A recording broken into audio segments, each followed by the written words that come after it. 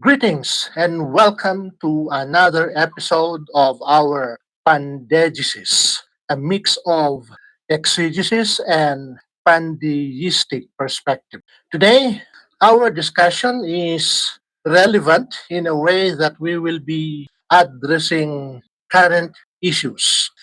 I have entitled our episode today as The Unlikely Messiah, or When the Messiah Was Not a Jew. Our discussion will include a thought about Iran, or formerly Persia. Why is it that Persia is a theological and historical paradox? In this episode, I would like to specifically invite pastors and theologians to listen and give their reactions. But of course, it will not be limited to them. But I hope to convey that I want them to listen into this episode because they are the ones with the most background concerning this topic that I will be speaking today. Also, this episode is not about prophecy or sacred prediction, but it asks the question: will Iran today be a shadow of its glorious Persian days? Will the events told in the Bible be repeated today? If not in form, and definitely not in form, but in spirit. Persia in the Old Testament saved Israel. I'd like to repeat that.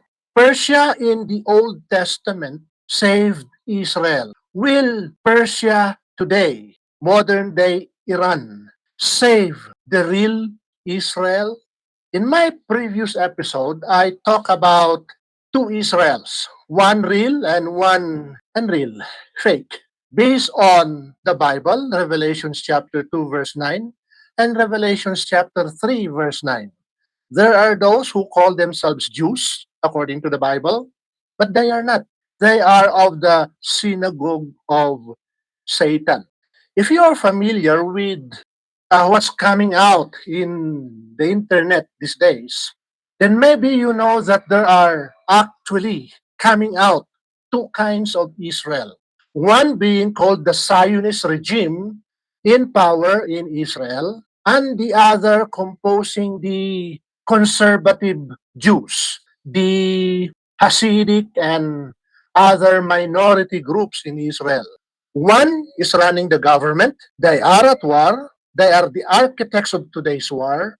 And the other, Israel, are people who would like to avoid war and claiming that the other Israel, the Zionists, are not the real Israel. They say they are Ashkenazis or Sephardic Jews coming from southern Russia, or the other one coming from Spain.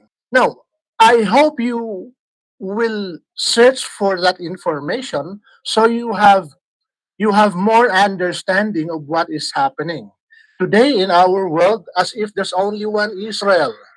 But let Revelation be your guide, be your verse, be your text.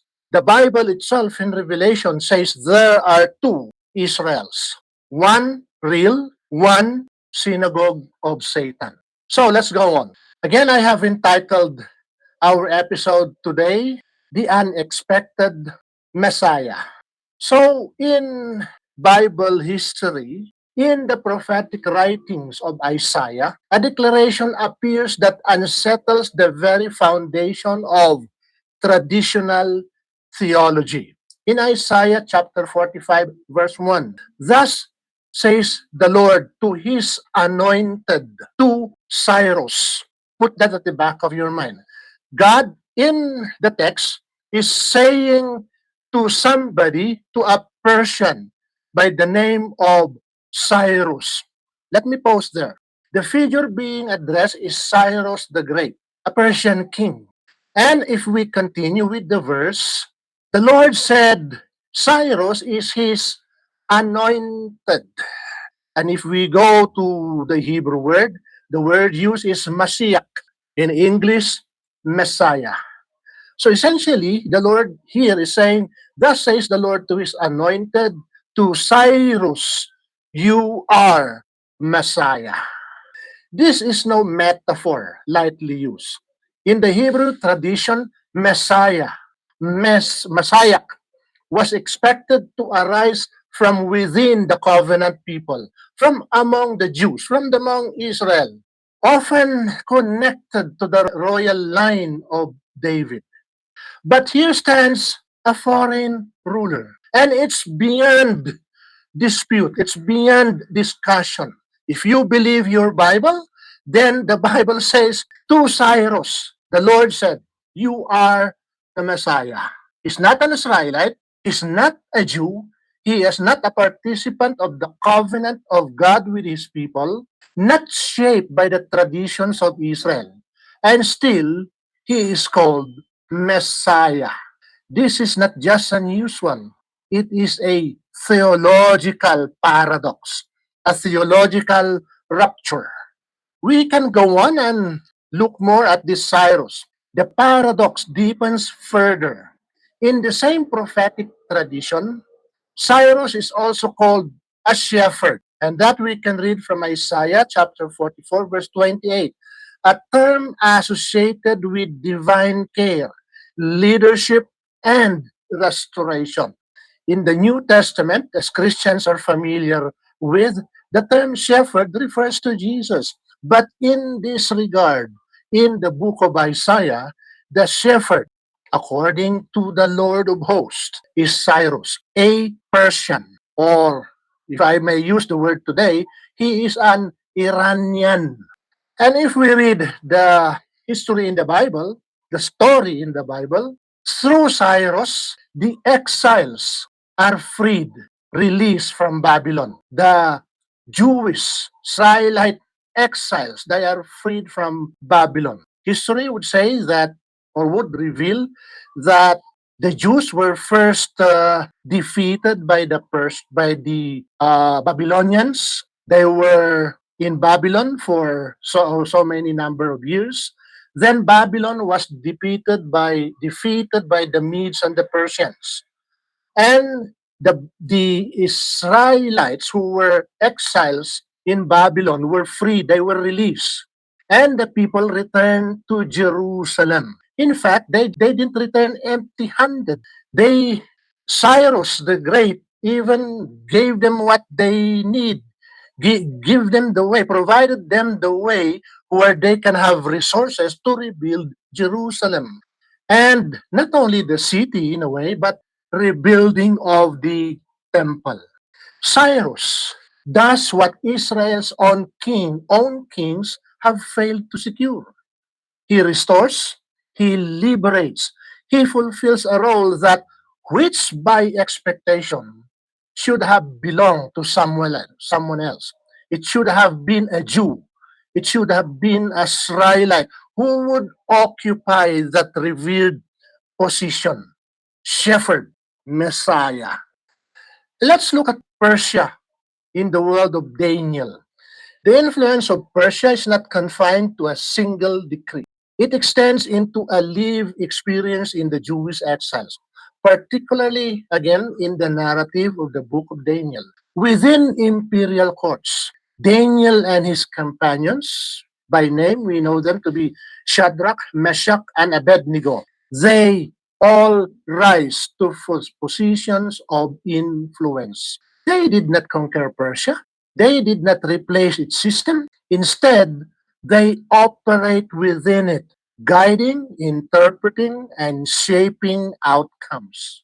Persia becomes not an enemy to be destroyed, but a structure to which purpose is carried forward. Ancient Persia is deeply influenced by the teachings of Zoroaster, which is the moral framework of the religion of Zoroastrianism. Its central themes include truth versus falsehood, light versus darkness, and moral accountability. Historians, scholars today would say that much of what have become Judaism was rooted in the philosophy, the spirituality, the religion of Zoroastrianism. While distinct from the Hebrew faith, These ideas echo similar ethical concerns found in the prophetic tradition of Israel. This convergence invites a provocative reflection. Could it be that Persia, outside of the covenant of Israel, was not outside the moral current that shapes history? The figure of Cyrus the Great forces a re-examination of religious exclusivity. If a Messiah can arise from outside Israel, then divine purpose is not limited to one lineage. Truth is not confined to one tradition. History itself becomes a broader stage of revelation. This does not mean that the role of Israel is diminished, but the horizon expands. It suggests that what is chosen may not be as narrow as the world believes. While we today, Judaism and Christianity alike, look at Israel as the source of the shepherd and the Messiah, yet history has already given us an irrevocable example, an irrevocable proof that somehow the messianic calling is not reserved for a Jewish lineage, for a blood lineage connected to David. Maybe there is something wrong with our understanding. We have limited our notion of Israel as connected into a bloodline. But may I bring in again what is stated in Revelation chapter 2, verse 9 and chapter 3, verse 9. There are those who call themselves Jews, but they are not. They are of the synagogue of Satan. This calls for an understanding. If you discern my direction, what I'm saying, this calls for an understanding. So in the past, a Messiah rose up, which is not from the bloodline of David, not from the bloodline of any Jew or any Israel. It came from somewhere else. Would this be a prep picture of something that may still happen also in the future? Today, with war going on between Iran, Israel, and the US, there is so much anticipation for the coming of the Messiah.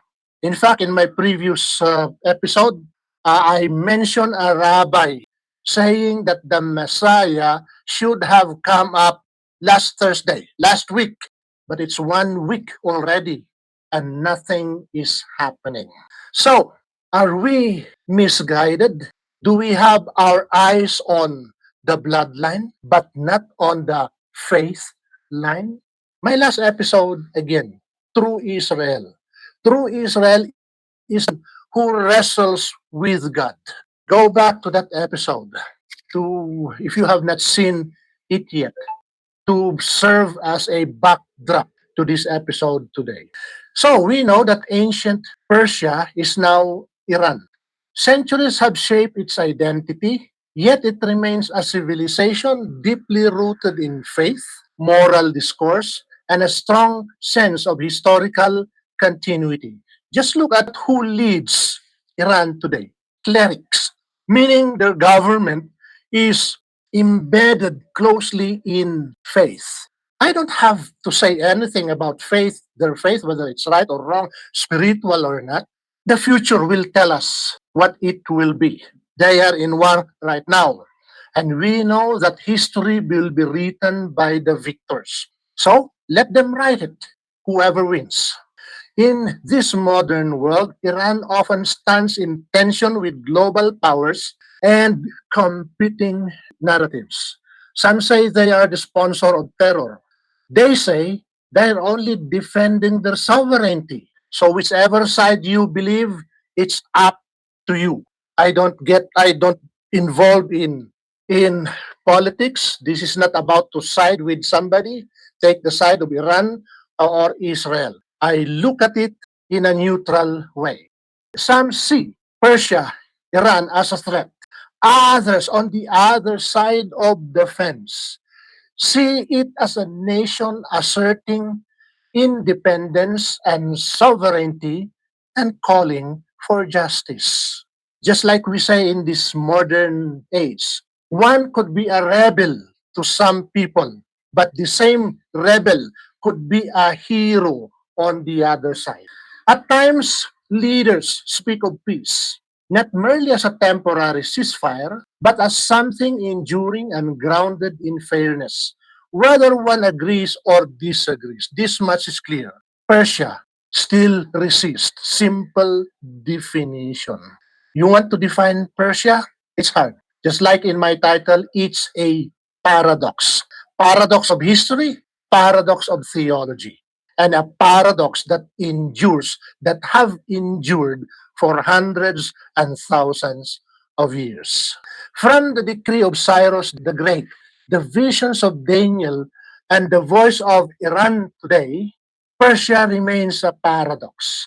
Outside, yet central, foreign, yet instrumental, unexpected, yet essential. It stands as a reminder that history does not always follow theological expectations. Sometimes the one we do not expect becomes the one through whom restoration comes. And with that, I am tempted to insert a deist line. I don't follow biblical prophecies anymore. My Christian days are gone.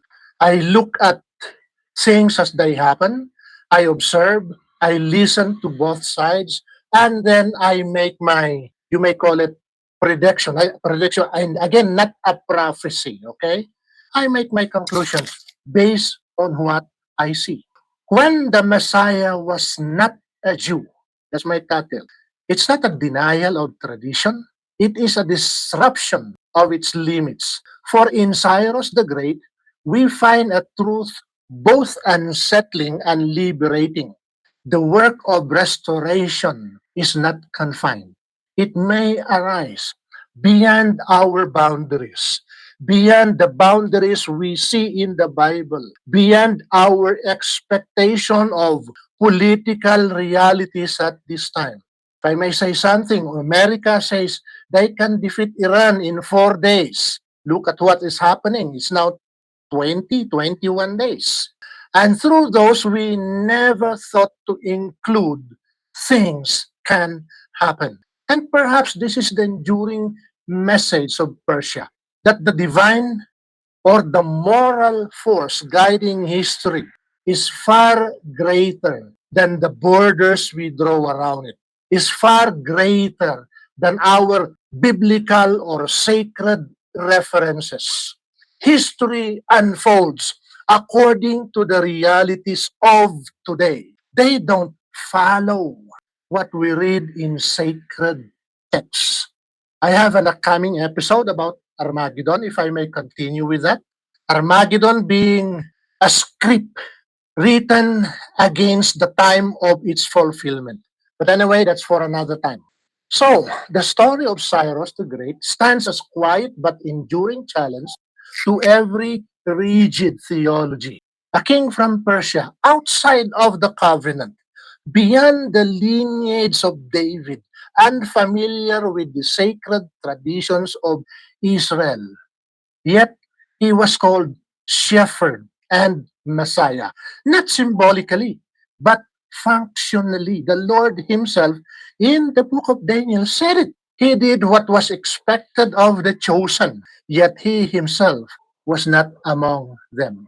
In the courts where Daniel once stood, and in the decrees that reshape the faith of a people, we see a pattern that history continues to echo.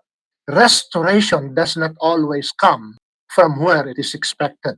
This again is the paradox of Persia or Iran. It reminds us that the instrument of renewal may arise from beyond the borders of Israel, the borders of the Holy Land. The voice of justice may speak in an unfamiliar tongue, and the agent of peace may not bear the name we were taught to trust. And so the deeper question is not for who qualifies, but what restores. If history has already shown that Messiah can emerge from outside the fold, then perhaps the unfolding story of humanity may carry this same possibility that the forces which will heal, liberate, and rebuild our world may come once again from the most unexpected places. For a clearer background, let us visit the story of Persia from the Bible. In 539 BCE, one of the most powerful empires in the ancient world fell, not with a deafening clash of armies, but with a quiet, almost unnoticed shift of power. I'm talking about Babylon. The city of Babylon, long considered impregnable, was taken by Cyrus the Great, the rising king of Persia. Yet, this was no ordinary conquest. It was once a masterpiece of strategy, a case study in political wisdom, and for many, a moment charged with theological significance. Ancient historians such as Herodotus and Xenophon describe how Cyrus achieved what seemed impossible. Instead of battering Babylon's massive walls, he outmaneuvered them by diverting the waters of the Euphrates River, which flowed directly through the city of Babylon. His forces was able to enter along the riverbed under cover of darkness. The defenses that made Babylon legendary became irrelevant. Even more striking, the city was reportedly unprepared. While celebrations filled the streets, Persian forces were already inside. There was a little resistance. The fall of Babylon was not a prolonged siege, it was a silent transfer of power. Do we see this scene probably being repeated today? Again, not in form, but in essence. Let's just wait for the results of the Iran-Israeli US war. Let us wait. Again, this is not prophecy. This is not a predictive episode. Let's just observe what will happen. We cannot do anything anyway, but just wait. The ease of conquest reveals something deeper. Babylon was already weakened from within. Its last ruler, Nabonidus, had alienated many of his people by neglecting traditional worship, especially that of Marduk. He disrupted the religious and cultural stability of the empire. Many would say he forgot what he has to do with his people. He concentrated on the imperial grandeur of Babylon, but, but neglected the basic necessities of the people of his empire. Do we see the same picture today happening? So, in contrast, Cyrus presented himself not as a destroyer, but as a restorer. This image is preserved in the Cyrus cylinder, where he is depicted as chosen to bring order, respect traditions, and return displaced peoples to their homes. Thus, Babylon did not merely fall, it yielded. It just gave way. We also have the famous writing on the wall, Mene, Mene, Tekel, Farsin. You have been weighed, you were found wanting, and tonight you will fall. Your kingdom will be taken away from you. So again, the message on the wall, Mene, Mene, Tekel, Farsin. You have been weighed, you were found wanting, your kingdom will be taken away from you. In Daniel's words, the kingdom has been measured, it has been weighed, it has been found wanting, and that very night, Babylon fell. The image is unforgettable. While a kingdom celebrates its power, its end has already begun. Again, sometimes I cannot avoid but reflect this on what's happening today. But anyway, I'm not here to prophesy. I'm not here to predict. I'm just an observer. As Babylon transitions into Persian hands, Daniel does not disappear from the story. Instead, he continues to serve under new administration. This raises a compelling possibility. Could Daniel have influenced the new rulers?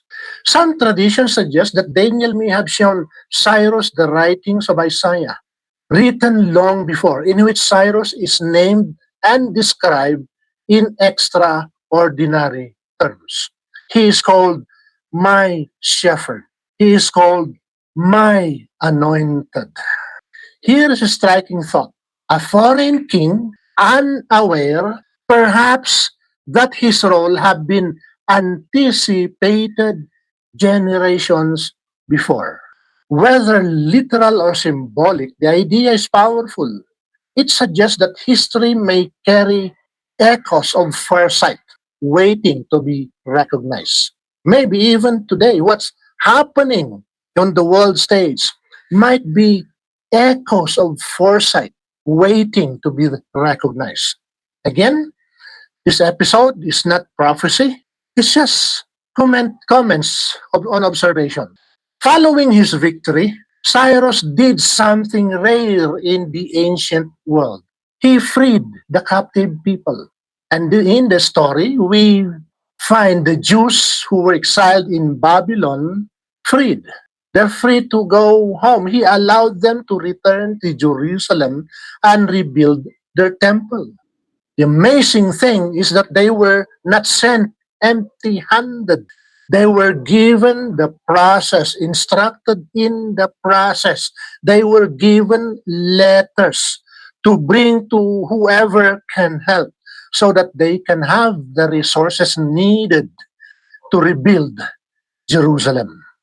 This act is recorded both in biblical text and supported by Persian records like the Cyrus cylinder. So there's an extra biblical support for that story. Cyrus did not impose uniformity. He allowed diversity. He did not erase identities. He restored them. In this, he stands apart from many conquerors of history. That's why, probably, in a way, in theology, as our theological reflection, I say he is the unlikely Messiah. In a remarkable twist, the Hebrew scriptures refer to Cyrus, a non-Israelite king, as the Messiah. Not because he preached a doctrine, not because he performed miracles, not because he is a cleric, a Mahdi, a Maitreya, a Messiah, a Savior, but because he fulfilled the role. And this is where somehow pantheism can smile a lot. Because from pantheistic perspective, this invites a different kind of reflection. There is no need to imagine supernatural interruption, no suspension of natural laws. Instead, we see political shift, human decisions, moral and cultural tensions, and we might say military brilliance. And yet, out of this, something coherent emerges, something that feels purposeful. Was Cyrus simply a brilliant strategist? Yeah, of course, undoubtedly. But was he also, in some sense, aligned with a deeper unfolding in history? One that we cannot see in sacred scriptures, but one that is written in the scripture of nature, scripture of heaven? Perhaps he is not a puppet of divine control, but as a participant in a larger pattern, one that moves not through spectacle, but through timing, wisdom, and convergence. So we see Cyrus, the Messiah who does not know he is a Messiah. The story of Cyrus challenges conventional expectations. The anointed one is not a prophet from within the chosen nation, but a king from beyond that nation. The liberation does not come through miracles, but through policy and governance. The divine, if present, is silent. He is not loud, but subtle and embedded in the flow of events. And perhaps that is the deeper paradox, that history's most meaningful turns may come not through those who claim divine authority, but through those who simply act with wisdom, with justice and vision, and the right moment in time. In Cyrus, we may glimpse a different kind of instrument of the divine. Not one who knows, not one who planned for it, not one whose lifetime was written by oracles of sages, but just one who was there at the right time and fulfills.